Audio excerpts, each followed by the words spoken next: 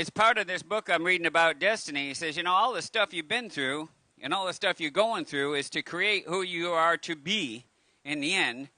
And I look back over my life, and I've had people ask me, what if you got to go back and start over and do it all different, would you change anything? And a lot of people would go, well, I'd probably not do that, and I probably would have been smarter enough to do this. But you wouldn't have been smart enough to do it because you hadn't experienced the lesson yet. So all those things that happened for a reason, and they created your decision-making process. So one of the books I'm working on, the first one's called Inside Voices. It's really kind of a bedtime story for kids. But then I decided, we have these voices inside here that direct us all day, every day. That's how we make our decisions, is that inside voice. And we've got to decide whether what we're listening to is based on truth or based on our emotional reaction to something that we live through. So all those things come into play. So that's going to be an interesting one because it's almost a psychological, maybe not a thriller, maybe a dramedy. I heard that one the other day, a drama and a comedy together. That's a dramedy. That's what I'm going to call it. So not a dromedary, that's a camel. Though I do get 2 lumps once in a while because the first one don't give me the lesson I need. Oh, you're going to give me some lumps? Come on, bring it on. Y'all want to threaten me? Come on, let's go right here. I ain't scared of you. All right. So the girls, now Wendy and Kat, are going to take the kids back into the kids' camper. I know, they're so pretty. You want to be a kid again, don't you? I'm going to go back there. Uh-oh, I'm going to get another lump from my wife if I'm not careful. Bob, you better get up here before I get... I'm going to get... Ruh-roh. Here you go, Bob. Come on, you lumpy before it's all over. I'm going to go back there with your wife. Enjoy. He's a glutton for punishment. All right. Good morning. So, everybody enjoying the heat, I hope? Just think about it. My brother and his Russian bride, he wanted to give her a really nice present, right? So she's, was born in Siberia, and now she lives in Florida out west of town where it's hot and steamy. So for a nice present, he had a sauna brought in and installed unbeknownst to her when she was out of town. So that way he figured if it's not hot enough like today, they have a sauna they can enjoy. I don't know why I brought that up, but I think it's the weather. Yeah, sauna, that's what we need. So we left off with Abraham, and, I was looking in here and thinking where we're going to go next. There is so much we're leaving out. I mean, it's worth reading this for yourself. We can't go into all of it. We could. I mean, we'd probably be a 10-year study to go over all of it, and we still wouldn't get it all. Every time I go into the Word, there's just more and more. I have to tell you now that the Sunday school version of some of these stories that I got was the Sunday school version, and I'm skipping over a chapter or two. But some of this reads more, there's a lot more, what did Dave call it, dramedy? There's actually a lot more drama, actually, in here than I had remembered from reading it years ago. A lot of family dysfunction, and we're going to see that. But Abraham had Isaac, right? And Isaac had Jacob. He had Jacob and Esau, and there's a whole story there.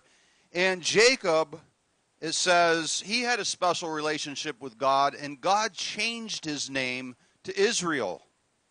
So it may get used interchangeably here, but just bear with me. In chapter 37, it says, Now Jacob dwelt in the land where his father was a stranger, in the land of Canaan. Okay? And when Joseph was 17 years old, one of his 12 sons, right? He was feeding his flock. And it talks about the special love that Jacob or Israel had for Joseph, because he had Joseph late in life, all right? And we change. Some of you that are parents and now grandparents recognize that there's a difference in how you relate to your grandchildren and how you related to your children. And part of that is that when you're younger, you don't have the experience, and you're frustrated, you're really trying to stay on task with paying the bills, doing your job at work, learning how this thing called marriage works, and now being a mom or dad on top of it. But then later, after years of experience, when you have grandchildren, it is different, isn't it? And my grandchildren took me back to my children yesterday and thoroughly wore me out with a couple hours in the pool, 2 parks that we went to, ice cream afterwards, and then my 3-year-old granddaughter wanted to go for a walk around the block at like 5 o'clock in the scorching afternoon after I had been past dehydrated. But I had the patience to do it. I guess that is different. I'm sure I probably would have said, no way, Jose, back when my kids were little at that point. So it says in verse 3, now Israel loved Joseph more than all of his children because he was the son of his old age, and he made him a coat of many colors. And a lot of you remember that story. Maybe you saw the movie. So he had this really cool coat, right? But when his brothers saw that their father loved him more than all of the rest of them, right, they hated him. The Bible doesn't mince words. The Bible doesn't sugarcoat it with religiosity. The Bible tells it like it is. They weren't just angry at Joseph. We're going to see some of that anger and where some of that came from. But there was a visceral hatred, okay? The ego. When the ego is threatened, the ego lashes out. And hatred is one of the emotions that result when we hold on to anger and when we stew and when we don't deal with it in a healthy way. Now, Joseph had a dream, and he told it to his brothers, and I underlined this, and they hated him even more. Imagine this. This is in the Bible. Little brother shares a dream that he has with his older siblings, and now they hate him even more. So, but he doesn't have a lot of discretion in his youth, as we're about to find out, because he pushes the subject. And sometimes people do that. We have a tendency when somebody doesn't want to hear, but, we want to make a point, we'll push it. Now, he probably in his youthful innocence doesn't realize the extent of their hate. A lot of times I read somewhere that murder victims are actually shocked when someone lashes out close to them in violence, and is in the process of committing. Of course they would be shocked, but they're shocked also because it's a loved one or someone that they thought that loved them. And we're going to find out that this hatred takes Joseph and his brothers to a very dangerous place. But he says to them, please hear this dream which I have dreamed. There we were, binding sheaves in the field. Then behold, my sheaf arose and also stood upright. And indeed, your sheaves stood all around and bowed down to my sheaf. What symbolism. Wow. Boy, Freud would have a field day with this. This is dream number 1. I made a little footnote. This is dream number 1. So that means it's going to be another dream. But his brothers said to him, shall you indeed reign over us? Or shall you indeed have dominion over us? So they hated him even more, it says, for his words. He has another dream. And in his, I still choose to think it's youthful indiscretion, he chooses to share another dream with them. I don't know. Maybe he's getting a little fun out of the reaction. Sometimes we will take negative attention over no attention. And you see this a lot with children when the parents ignore them repeatedly and they're just trying to get attention from somebody. And I have a feeling at this point that Joseph wasn't getting much attention from his brothers at all. So he tells them, he says, look, I've dreamed another dream, and this time the sun, the moon, and the 11 stars bowed down to me. Now think of that. 11 stars, right? There's 12 brothers. Joseph is one of them. He's one of the 12. That means that the 11, who do you think the 11 stars represent in this dream? So he told it to his father and his brothers, and his father rebuked him. He says, what is this dream you've dreamed? Shall your mother and I and your brothers indeed come to bow down to the earth before you? Right? And his brothers envied him, but his father kept the matter in mind. So Jacob has an idea. There's more to this than he understands. Okay? He has an inkling, but he doesn't understand really the extent of the prophecy that's in these dreams. Because indeed, Joseph is obviously gifted in some way by God, and he's having these prophetic dreams from a very young age. So they hate him, and they're off doing the work, and apparently they left Joseph behind, because if we read through this, we'll see that Joseph, even at 17 years of age, he's at home. And his dad's kind of like, what are you doing, Joseph? And he's like, well, here I am, Dad. And he's like, all right, well, you need to go check on your brothers for me. Go find out where they are and let me know what they're doing. See, they didn't have social media. They couldn't just call them up on a cell phone or text them or do any of that other stuff, send them a Facebook message or whatever. They were off somewhere with the flock in a valley, and as nomadic people would do, with livestock, from time to time they would move. They would need a new source of water or pasture. So he heads off on a little journey, and he looks for them, and he runs across a man, and this man asks him, who are you seeking? He sees this boy, out in the middle of nowhere. And he says he's looking for his brothers. He says, please tell me where they're feeding their flocks. And he says, they've departed from here, and I heard one of them say, let's go to Dothan. It's not Dothan, Alabama. It's Dothan somewhere wherever the Canaanites were. So he heads to his brothers, and they see him coming from a long way off.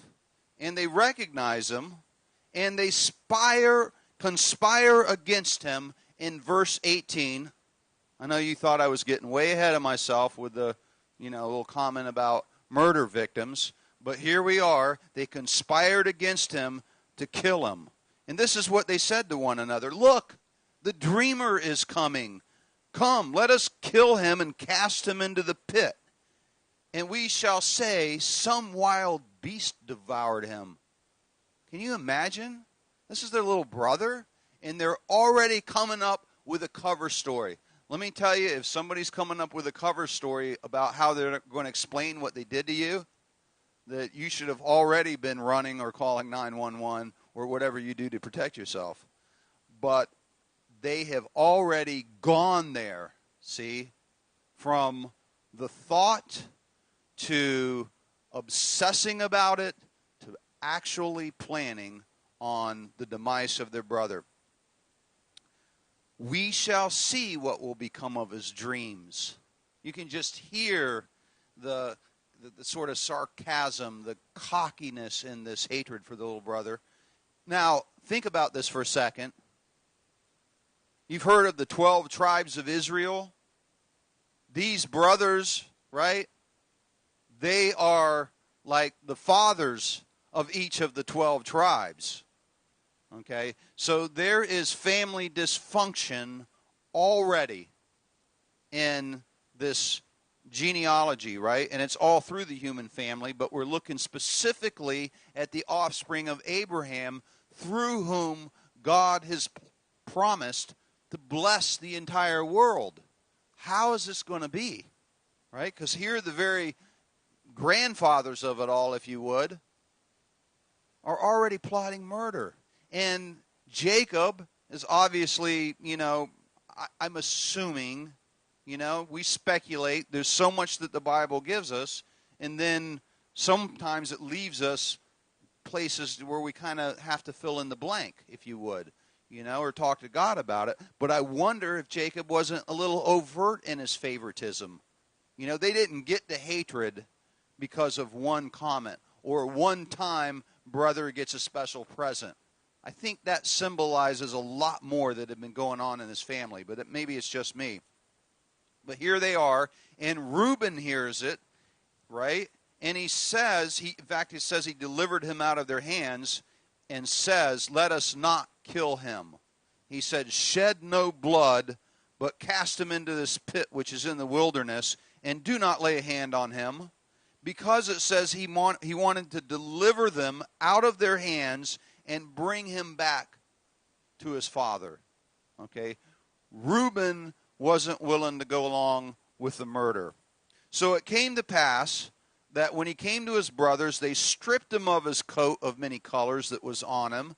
They took him and threw him into this hole in the ground, and it says, and there was no water in it.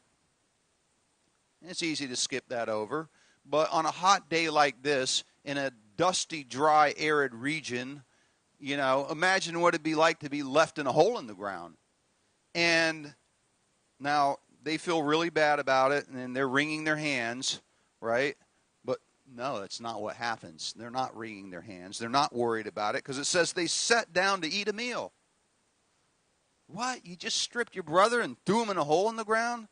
And they looked up, and here comes a caravan of traders, right? Not traders like turncoats, traders like people that travel and they buy goods and sell goods and trade things. Okay, so these nomadic traders are coming through, and apparently they dabbled a little bit in human trafficking. Human trafficking, by the way, is nothing new.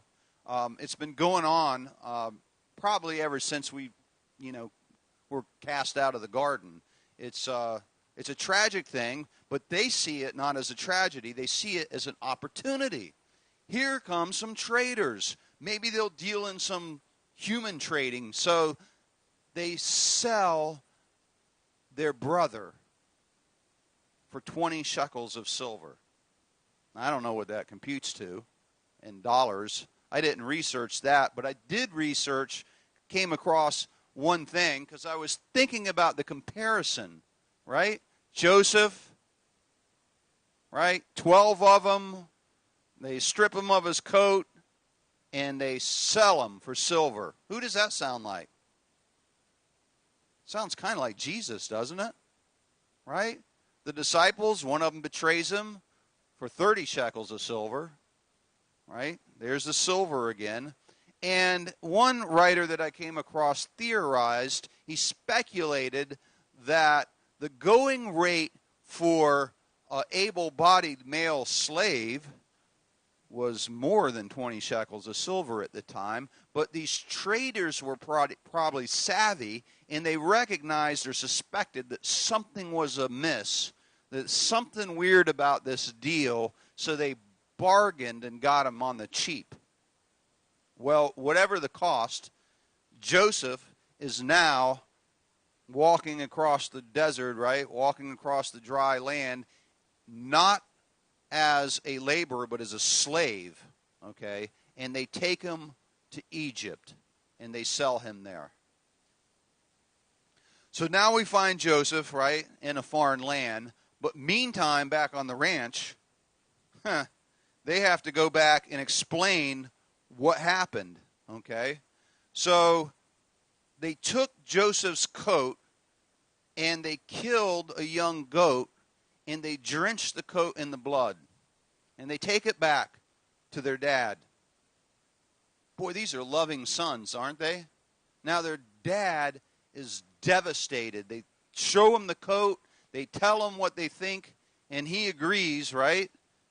Must have been a savage animal, beast, some carnivore attacked him. There were a lot of wild animals in the day there then, you know. Maybe a lion got him or something. We don't know, Dad. We're really sad too. Right. And Jacob grieved. It says he tore his clothes, put sackcloth on his waist, and he mourned for many days. And his sons and daughters tried to comfort him, and he refused to be comforted. Tore this man up in his old age. So now, Joseph is bought by a government official by the name of Potiphar. And apparently, he's a real astute worker. He doesn't just sink into a depression and sit in his room, you know, because then they probably would have just killed him anyway, or sent him off to be a slave somewhere else. But he ends up in charge of Potiphar's household, all the household business, and everything that Potiphar owned. Joseph pretty much is the manager.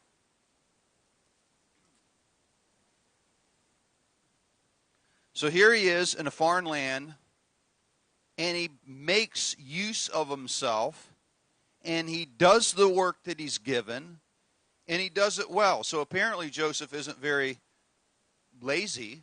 It also says that God was with him, because in chapter 39, verse 2, it says, the Lord was with Joseph, and he was a successful man, and he was in the house of his master, the Egyptian. And his master saw that the Lord was with him, and that the Lord made all he did to prosper in his hand.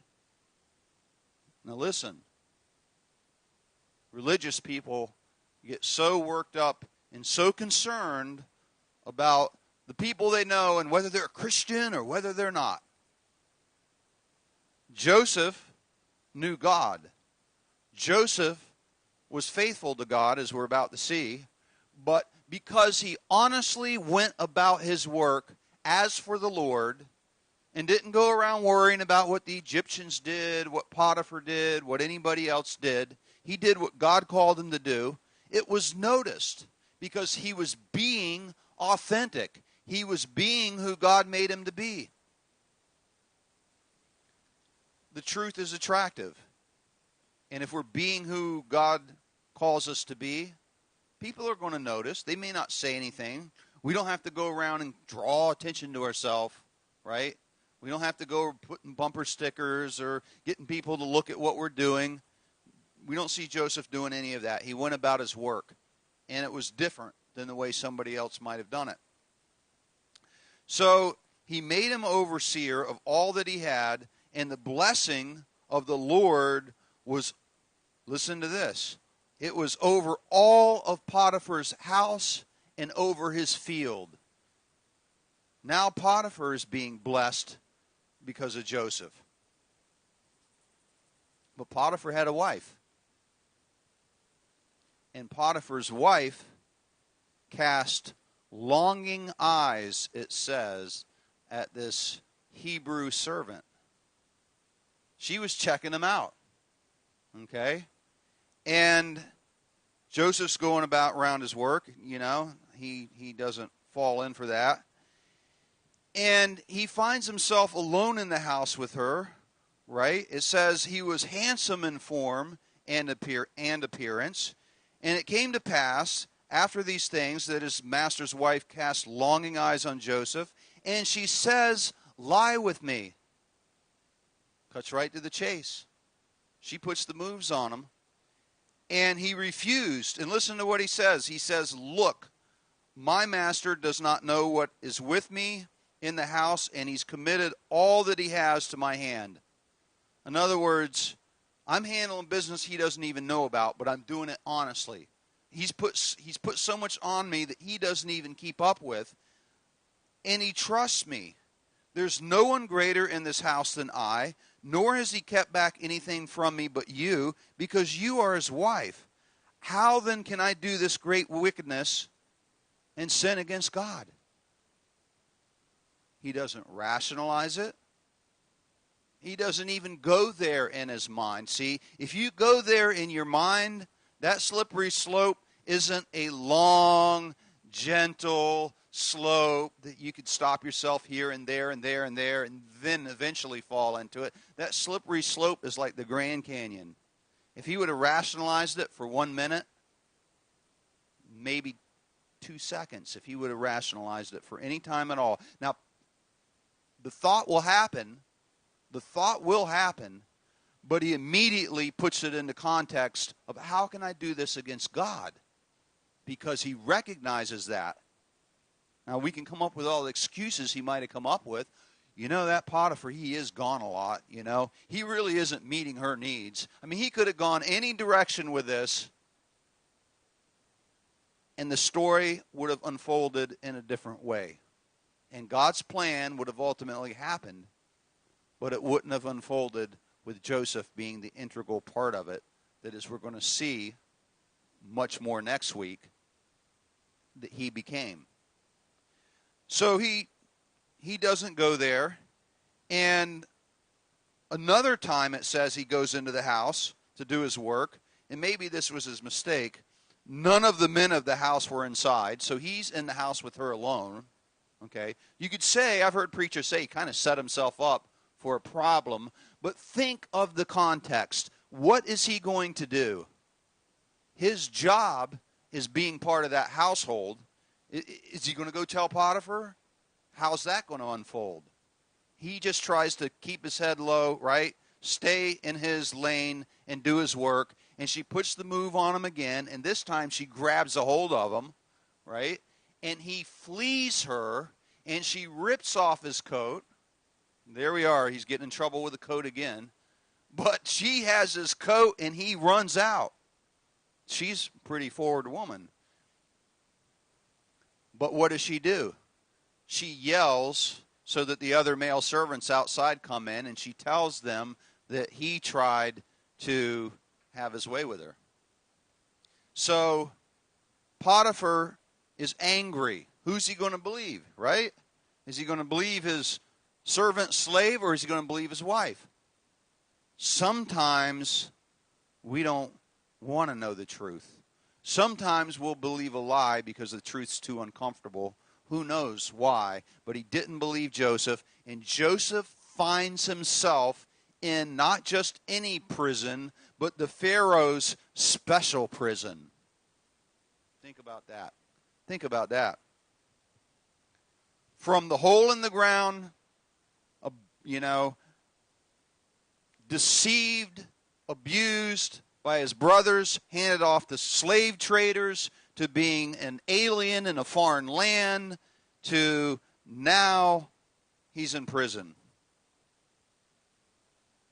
Now it came to pass that the butler and the baker of Pharaoh himself are in prison.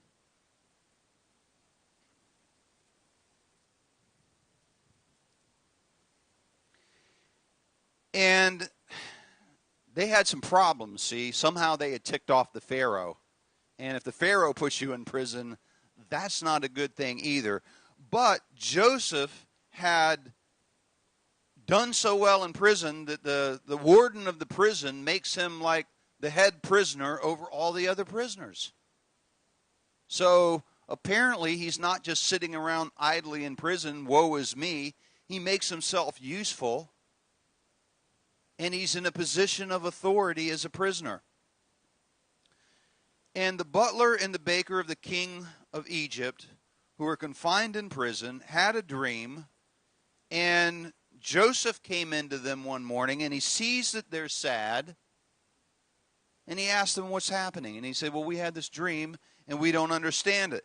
And they each tell them their dream, right? And Joseph interprets the dream. Each one. And he basically tells one of them that, hey, your dream, you can read about the dream if you want to read the chapter. We don't have time. However, one dream, he tells the one that you're going to be delivered from prison and restored to your position of prominence in Pharaoh's household, going back to your work. And the other guy, he says, you're going to be, right, sprung out of prison in 3 days, and Pharaoh's going to have your head. So he doesn't sugarcoat the dreams. he tells them like it is, and he asks the butler to remember him. He says, remember me when you're in Pharaoh's household, that I'm stuck here in prison. And years have gone by, and the butler forgets. So he's seemingly abandoned by everyone, but he's not abandoned by God.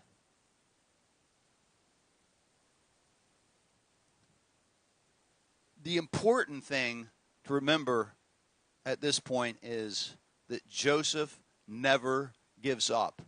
Things have gone from bad to worse to seemingly utterly hopeless, and yet he has a vital relationship with God.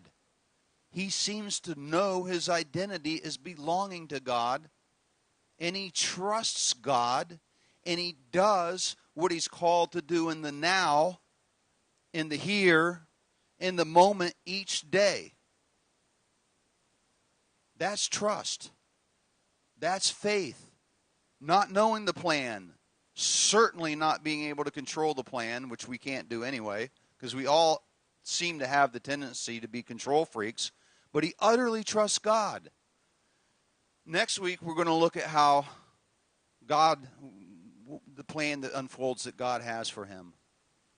But my prayer is for you and for me that we can be more like Joseph, that we can trust that no matter what happens, no matter who turns against us, no matter what lies are said, no matter how it seems in the moment, that God's right there. God's right there. Listen, as surely as that sun's right there, and sometimes there's a cloud and things get dark and you can't see it, the sun is still there. Just and even more surely, God is there. And God is with us always. All right. So I knew Bob was going to leave us on a cliffhanger. So I'm going to be the narrator. Will the baker get out of jail next week? Will the butler actually lose his head? And what will happen to Joseph? I think Joseph's going to get up in the morning and have him some sausage, because Bob said he's going to go from bed to verst.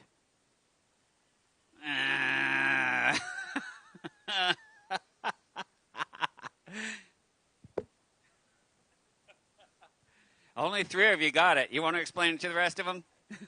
Bed to verst. Okay. Is this on? Wow. See, my brain works in different ways. But as I'm going through the notes here, Joseph's family didn't understand the prophetic nature of his dreams. If you want to fill in your blanks, you're welcome to. The not pathetic nature, prophetic. He was a prophetic word, and he was telling them what was going on. And here's what I saw. The brothers resented their father's favoritism. And from what Bob was saying, it wasn't just once. He didn't just get the coat. He always had some favoritism going on. And as I look at that, I start to realize why the next one says that they hated him. Because we talk about this when we talk about recovery situations, and people have resentments. And one of the biggest problems with our recovery is that we hold on to our resentments, because our resentments build hatred. And here's how it works. Resent is a word. The word re is the prefix for again. So it's going to happen again, like repeat, redo. And sent is the root word for the word sentiment, or to feel. So every time, and it happens to me all the time in the store, it happens to me all the time in counseling, people will start telling their story about how they were wronged and how it made them feel. And I will stop and say, how are you feeling right now while you're telling me about it? Oh, man, I'm furious. Because you're re-feeling it again. Every time you share this same story, you're bringing up the old feelings and you're bringing up the old emotions, and you're building resentment, which is why the Bible says don't go to sleep on your anger, because you'll wake up hating. But in the 12-step book and in other counseling books, they'll tell you to stop. But we can't, because we like people to hear our story. And remember those inside voices I spoke about? Those are some of those inside voices. Well, that dude, man, You don't know what he did to me. He did this, and he did this, and he did this, and the next time I see him, I'm going to rip his head off. That's how resentments build. And I hear people say, well, you're supposed to forgive and forget. Forgive and forget. And I'm not telling you to forget. God forgives and forgets. We're called to forgive, but I think we're called to remember, but not to build hatred. We remember because we don't keep going back for the same kind of abuse. That's not what we're called to do. Speaking of abuse, stop abuse, right on the back of his truck. We're not called to go back. And the Bible has a really strange way of putting it. It says, a fool returns to his folly like a dog does to his vomit. Ew. There's a pretty picture, huh? Talk about not pulling any punches. Hey, man, I'm going to lay my neck back on that chopping block because every time I befriend this guy, I get a stab in the back every single time. You know what? Hating isn't the answer. Remembering is. And don't invite yourself back to do it again. Hey, let's make it easy for him this time. Let me put an arrow here and give him some directions where he's going to cut. Morning, Zach. Good to see you, man. So they hated him so much that they planned against him. They conspired. They conspired against him. Oh, by the way, while we're talking about these resentments and hatred and anger and our compulsion and our addiction, do you know what it says in the 12-step book about how we're going to get rid of all those things? It's really interesting. It says it over and over and over. How do you get rid of resentment? How are we going to get rid of our addiction? How are we going to get rid of our hatred and our anger? Here's the answer. It's in their book. It's in our book. We're going to ask God to remove it. Wow. What a concept. I can't deal with it. I like feeling these things. I like telling this story because, man, I can get other people to agree with me, and it makes me feel good. Boy, that guy was he's a total dirtbag, wasn't he? Yeah, he sure was. Boy, I feel better now. Don't you hate him too? Yeah, I hate him too. Let's everybody hate him.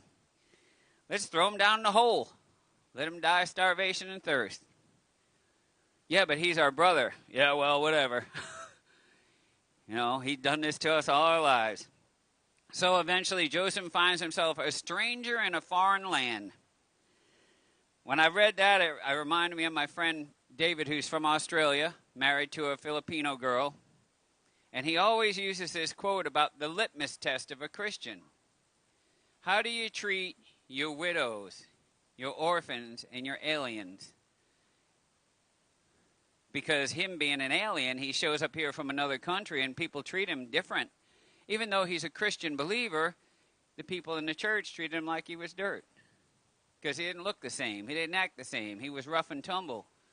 And he was wounded by it all the time. He says, I don't understand. He said, in Christianity, we're supposed to be loving one another, and I'm treated different because I'm an alien. Anybody ever felt like an alien besides me? All of my life. I felt like I was standing on the outside looking in. Not now anymore, because God changed it.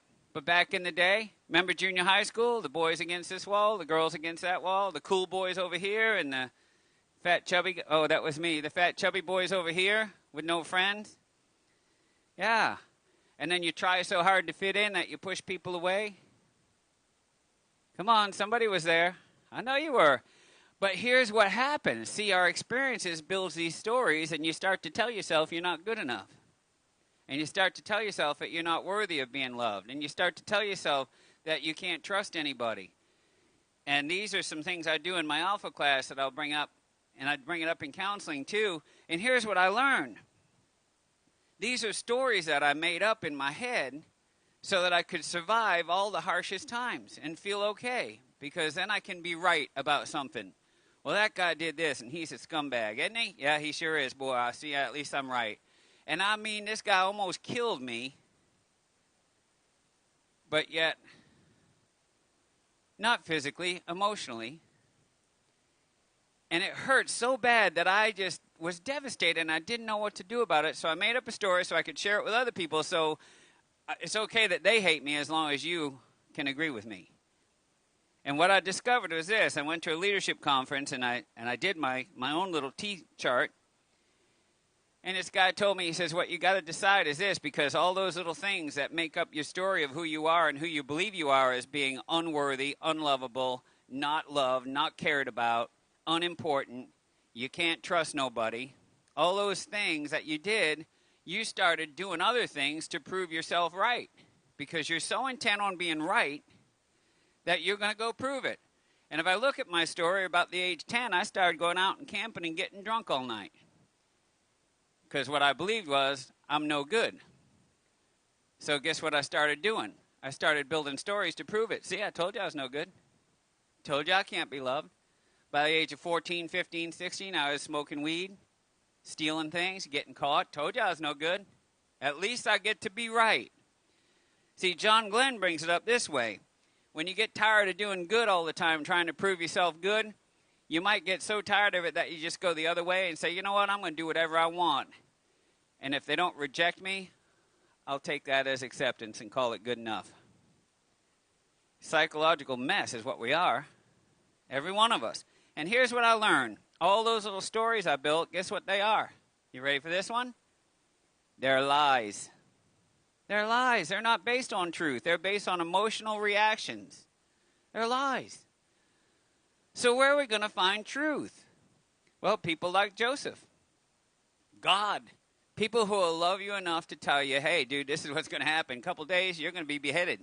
What? I didn't want to hear that. Yeah, but you said interpret your dream. He's trying to give you a heads up. He found himself a stranger. He was sold into slavery. He was purchased by a military official. Being faithful to God, he refused the advances of Potiphar's wife. Later on, Bob calls it integrity, honor, trust. I like hanging around people with integrity. I didn't used to, because I didn't think I was one. See, I didn't think I fit in. Them goody two-shoes people, right? Anybody know them goody two-shoes people you never wanted to hang out with? Well, now I are one. I'm not perfect, but at least I'm honest with myself. We have people come in the store, well, I didn't know you didn't take a debit card. Well, it's a $3 purchase. But I really needed this. I said, well, you know what? Take it home. Next time you come back, bring me $3. Really? They look at you like you got 6 heads. Really? Yeah, really. We work on integrity and honor here. Are you honorable? Yep. Well, so are we. I'll see you in a couple weeks. Come back with $3. Wow. But you know what's really cool about it? Because sometimes they don't come back. But guess what happens? They never come back. What a great $3 value. I won't ever have to deal with unintegrity again. They're gone. That was a cheap thing. It's a wonderful mess. What we are. He refused the advances. And here's, you know what? When she said, lie with me, we're thinking physically lie down. But the first thing I thought, hey, you know what? Come here. Lie with me. We'll both lie about this one, and we'll be in it together. Another conspiracy. Lie with me. Isn't that what we do? Dude, I don't want to tell you, but this happened to me the other day. Don't tell anybody. You ever have somebody do that? Can I tell you something? But don't tell anybody. I got to tell you something. Most people can't be trusted with that. Don't tell anybody. Lie with me. And I have that little kinship, and we got this little secret. And if you do tell somebody, then I got you over a barrel. Now I own you, right? Despite repeated hardship and unfair treatment, Joseph does not despair. And here is why. He knows God's with him. In the middle of the harshest thing, I think that's why God's with him. People always ask me, well, are you going to ever do a story about Revelation? You ever going to do a study on Revelation? And to me, it's like, why? Well, we want to know what to expect in the end times. Well, I don't know what to expect. Even the one who wrote that book really doesn't know what to expect. It's all interpretation, but here's what I got. If the world goes to hell in a handbasket tomorrow, all I got is God, just like I got today. And I know he'll be with me. And he promises to protect me. And he promises that he'll love me through it. And he promises that I'll be okay. So, are you okay with that? Well, yeah, I get your point, but I still want to know what it means. Well, doesn't everybody? And you know what? If I sat here and told you what it means to me, isn't that me building another story so you'll be my friend, maybe? Maybe. I can't do it. I don't know what it means. Sometimes it's easier just to get honest and say, you know what? I don't know the answers. But I know who I can trust. I can trust God. That's good news. Because God, in the middle of this stuff, just like we talked about with that book about destiny, he was doing something for Joseph. Teaching him patience, teaching him faith, trust, integrity. Awarding him for being a man of honor. I'm going to be honorable. Well, why would you do that? You could have a great time right now and throw a 21-year marriage away? Or throw this position away or whatever, throw the job away? Yeah, but for that 10 minutes, wouldn't it be worth it? No, it wouldn't. And you know what? If I don't decide that today, then tomorrow I might be tempted. See, I already decided to follow Jesus. I'm going to do what's right. That's a decision now. That if there's a question tomorrow, it won't be a question.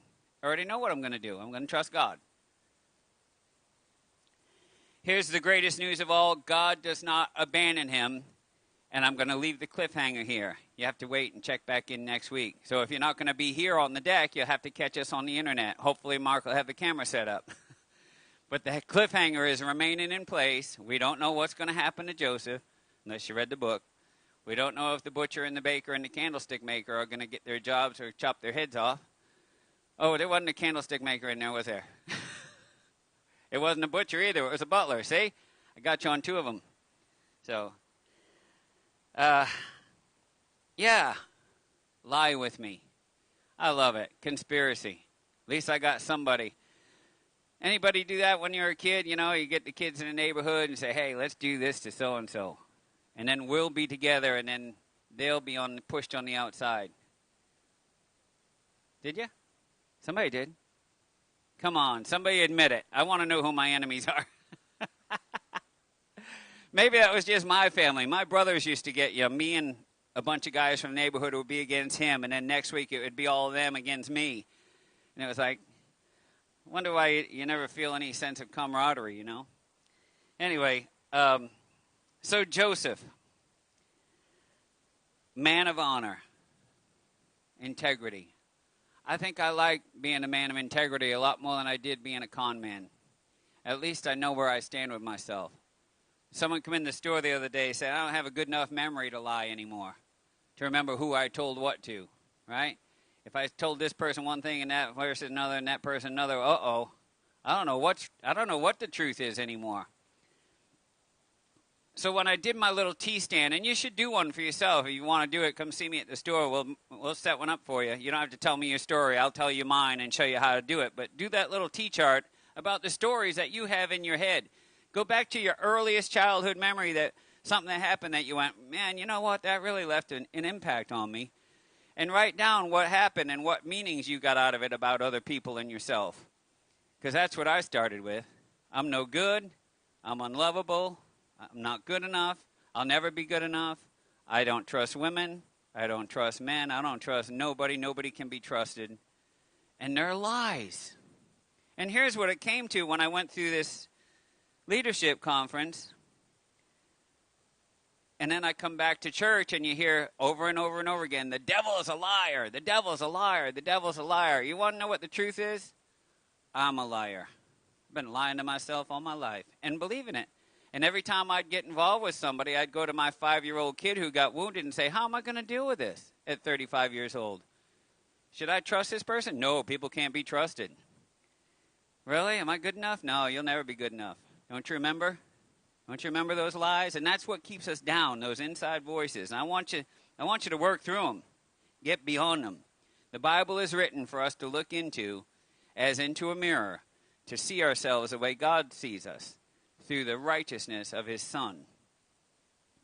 It's not a book of rules and regulations. It's not an instruction booklet. What am I supposed to do before I get to heaven? It's an eye-opening book for us to introspect and find ourselves and grow in faith, trusting God that he already has us perfected. That's great news. says take a few minutes, think of the humbling experiences that you've had in your life, and I'm going to add to it, and what lies you made out of it about you and others. And write them down. But let's ask this, because I didn't get to know God till about 25 years ago, but I can look back 40 years and 50 years and see that God protected me. So where was God in it the whole time? Was he working? Was he protecting you? Was he allowing you to have a lesson where you could grow and learn? And are you ready to throw the lies away and trust God? That's where I'll go with it. Did anything good come of those lies that you made up? Well, I got to protect myself. Okay, but isn't God our protection? Isn't he my strong tower, my sword and my shield? Protecting myself is counting on me, not counting on him. Just saying. That's a self lesson. I can't count on me. I'm fallible. God's infallible. So let's look at a simple little prayer before we end. Lord, help me to know that you have been with me all along, and to see your blessing and protection clearly. Show me that you're my God. Show me that I'm your beloved child in whom you're well pleased. Show me how I can be a man of integrity. Give me the conviction to know that I won't ever have to lie with anybody when I live in truth. Heavenly Father, right now it's my biggest prayer that people would be set free of the lies that they created themselves, the lies that Satan is using to keep them convinced that they're no good when it's never been the truth. And Father, help us to see ourselves the way you see us, through the righteousness of your Son. We ask your Spirit to lead us and to guide us. You placed it inside of us so that we could hear you. We ask you to lead us and to guide us into righteousness as we walk through this life. In Jesus' name, amen. Wow, I never know where God's going with this, but he always brings it all back together, even when there's a cliffhanger. Is Cliff in the house, by the way? Oh, he's up in the tree. Boy. Yeah, my brain goes in different ways. They don't have sausage here at Archie's anymore. We could have gone from bed to Verst. Oh, speaking of Verst, Pontus will be here. The plan is November, I think it's the 18th, whatever that Sunday is in November. Pontus will be back here. And around that date, he's looking for opportunities to go minister, whether it be to small groups, recovery centers, if you got a 12-step program, if you're in jail, if you have some doors into some places. I know I've got him set up doing a homeless lunch ministry on the 20th, but he's looking for places to go share his word and his music. We didn't see it last couple times he was here, but this time he told me he's going to go back to more of an acoustic set. He's going to kind of kick it up with some rock and roll, but he wants to bring you back to his acoustic set. And I saw that in the jail, and it was, there wasn't a dry eye in the house when you hear his story and then he starts singing some of the music. So if you've got some friends that might be in town, mark your calendar and be sure to get them here, because I'm sure it'll be a blessed weekend. He's also looking for an affordable place for a hotel if you know somebody who has a room available that they might be willing to help out. An international minister. He's looking for every way he can to save some money. So just throwing that out there. I don't know what doors God's going to open, but every time he can save, it helps him to extend his visit. So here we go. All right. I don't know what the end's going to be like, but I can only imagine. By the way, communion is being served in the back. Doris is back there with communion. We do it every week when we can, mostly every week. Remember that Jesus' body was broken for you. His blood was shed for the forgiveness of your sin. He was crucified, died, resurrected, seated at the right hand of the Father, so that the Spirit can come live in you and guide you. I got the hint, Mark.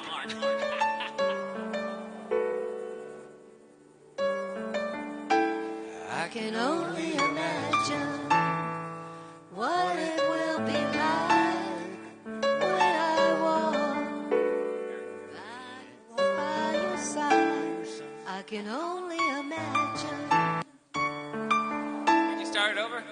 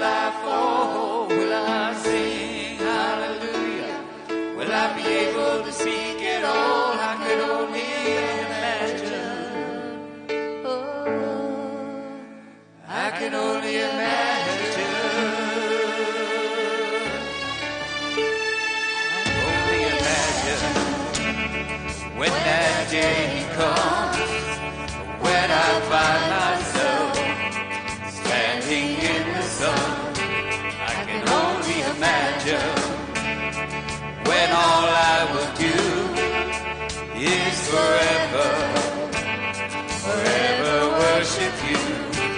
I can only imagine.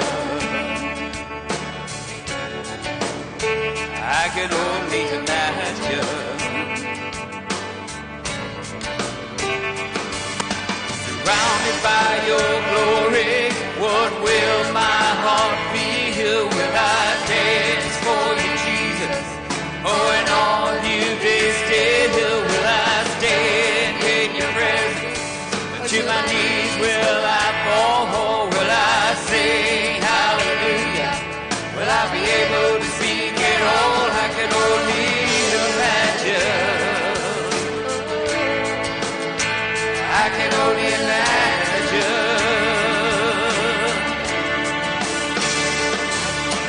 Surrounded by your glory, what will my heart feel? Will I dance for you, Jesus? Or in all you be still? Will I stand in your presence? And to my knees will I fall? Will I sing hallelujah? Will I be able to sing it all?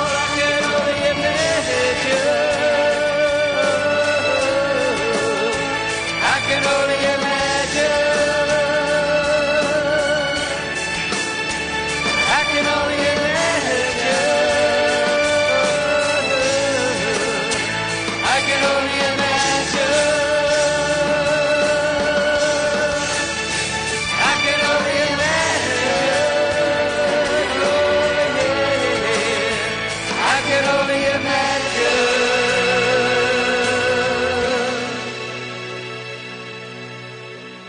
I can only imagine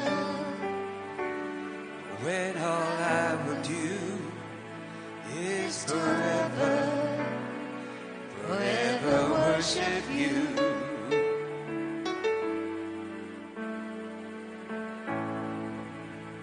I can only imagine.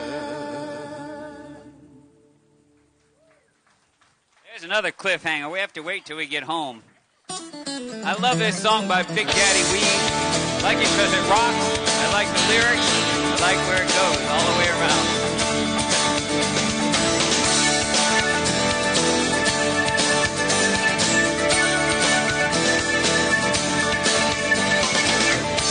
Well, I may not be the greatest man to walk this earth, but I know who is. And I may not amount to what you think is much, oh, but I already do to him. While people keep searching for answers, yeah, looking for the light in the dark, I'm staying with the answer, 'cause he's living in my heart in Christ. I can do all things and in Christ I mount up on eagle's wings. In Christ I wait for the great reward that I have in store. In Christ.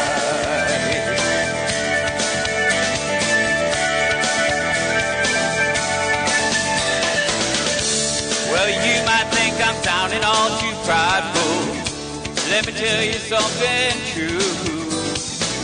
Oh, the very one who lives inside of me right now, he wants to live inside of you. Instead of searching any longer, you can have peace today.